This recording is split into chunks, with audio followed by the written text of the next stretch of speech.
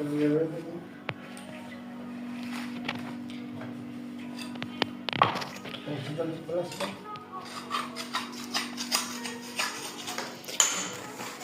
ভাই কিছু বলেন।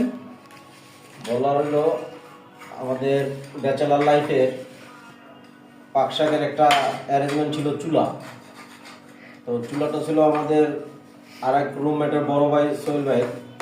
ওই চুলাটা সোহেল ভাই তার বউকে গিফট করবে। এখন আমরা আমাদের যে পুরনো চুলাটা ছিল ওইটা জাম, তো ওইটা জাম ছুটাইতে গিয়ে আমরা এখন নিজেরাই জ্যাম হয়ে গেছি। তার কারণ হলো সবকিছু পিঠায় পাঠায় কইছি, পরিষ্কার করছি, ফিটিং করতে পারতেছি না। ফিটিং করার জন্য আমি অনেকক্ষণ চেষ্টা করলাম। এখন আমার সৌদিও মুরব্বী কাকা সে অনেক চেষ্টা করতেছে এটা ফিটিং করার জন্য। এখন দেখা যাক কারিগর একজনের পর একজন চেঞ্জ হচ্ছে, কে পারে কে না পারে সেটার বিষয় আছে।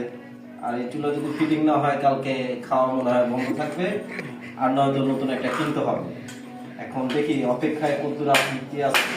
কাকার দিকে একটু কাকা কোথায় নিয়ে এখন কাকায় নিচ থেকে উপরে উঠছে, উপর থেকে কোথায় যায় বলা যাইতেছে না। ঠিক আছে, কাকার এই আপ্রাণ চেষ্টাটা আমরা সবাই মনে রাখবো। এটা হলো আমাদের ব্যাচেলার লাইফ, মনে হয় না কাকা সফলতা আমার ঠিক আছে। আর আমাদের সত্যিও কাকার একটা পুত্র আছে, সে জমিদার মতন তো দেখা দাও।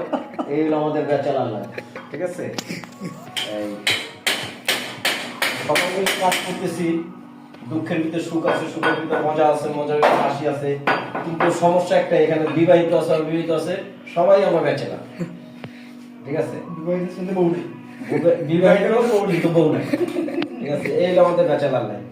আর যদি এটা আমরা না করতে পারি আমাদের খাওয়া দাওয়া কি অবস্থা আল্লাহই জানে। এই আবার এই যে আমাদের নাসির আছে একজন, সে টাকা পয়সা লাগলো, সে আবার হোটেলের কথা বলতেছে। জানি না সোহেল শাহ এই নাসির সাহেব আবার আমাদেরকে ডোনেট করে কিনা হোটেলের খাবার। দেখা যাক কি হয়, ঠিক আছে। পরিশেষে দেখা যাক, আমরা চেষ্টা করব আমাদের এই কাজটা করার জন্য। গ্যাস ঠিক না হলে, ঠিক আছে, চুলা অবশ্য ঠিক করবো, চুলা ঠিক করবো, চুলা ঠিক করবো। ঠিক না কালকে দুপুরবেলা অবশ্য হোটেলে খাইতে হবে না, চুলা ঠিক হবে। মুড করো, মুড বন্ধ করো না, আবার পুরো ফিনিশিংটারে আনতে হবে। আরো যন্ত্র আছে শেষ পর্যন্ত আমাদের গেছে